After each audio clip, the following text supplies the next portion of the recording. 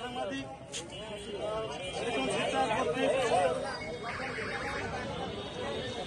এই মুহূর্তে আমি তাদেরকে সম্মান করে আমার অফিসকে বসাতে হবে, চাকরি চলে যেতে পারে এই ভয়তে উনি বলে যে তার সাথে তাকে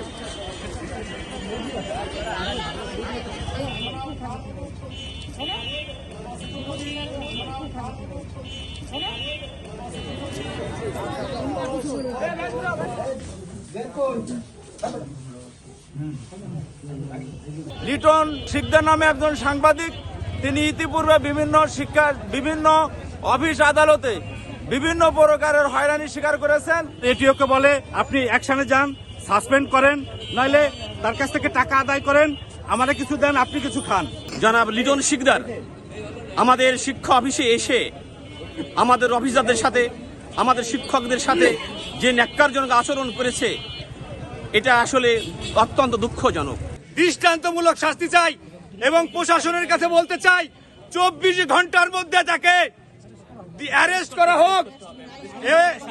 আর যদি এটা না হয় তাহলে আমার সাধারণ শিক্ষক, কাশিয়ানী উপজেলার শিক্ষক পরিবারের সমস্ত শিক্ষক এবং অফিসাররা সমস্ত ক্লাস আমরা বর্জন করতে বাধ্য হব।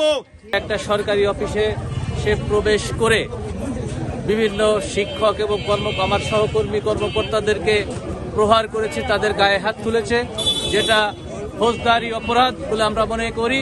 এই ফৌজদারি অপরাধের যে বিচার আছে, আমরা প্রশাসনের কাছে সে বিচার চাই। গোপনীয় বিষয়ের কোনো তথ্য কাউকে পরিবেশন করতে হলে অবশ্যই ঊর্ধ্বতন কর্মকর্তার অনুমতি লাগে। তা আমরা তাকে বারবার বোঝানোর সত্ত্বেও তিনি বুঝতে চাচ্ছিলেন না। এক পর্যায়ে তিনি আমাদের শিক্ষা অফিসারকে অশ্রাব্য ভাষায় গালিগালাজ করেন। এর প্রতিবাদ করতে গেলে আমাদের একজন প্রধান শিক্ষককে শারীরিকভাবে লাঞ্ছিত করেন। পরবর্তীতে আমরা যারা নিচতলায় বসেছিলাম, যে সমস্ত কর্মকর্তা, তাদের সাথেও অত্যন্ত অশ্রাব্য ভাষায় গালিগালাজ করে এবং আমাকে সহ আমার আর একজন সহকর্মী উপজেলা শিক্ষা অফিসার নবীন কুমার রায়, তাকে শারীরিকভাবে লাঞ্ছিত করে এই লিটন শিকদার। এবং তার ডাকে কতিপয় কিছু দুর্বৃত্ত তারা যখন আসার পরে তার আচরণ আরো অসংযত হয়ে যায়। যা প্রকৃত ঘটনা, যা সত্য, যেটা করা উচিত আপনারা সেই কাজটি করবেন, এই দাবি আপনাদের কাছে থাকলো। আর আমরা বাইরের জনগণ, আমরা তো এখানে সেবা দেওয়ার জন্য এসেছি।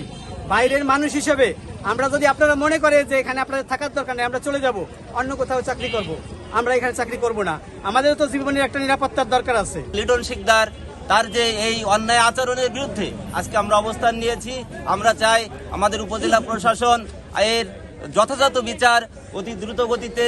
আজকে তার বিরুদ্ধে আপনারা অবশ্যই অবগত আছেন, গতকাল রাতে তার বিরুদ্ধে একটি মামলা দায়ের হয়েছে কাশিয়ানী থানাতে।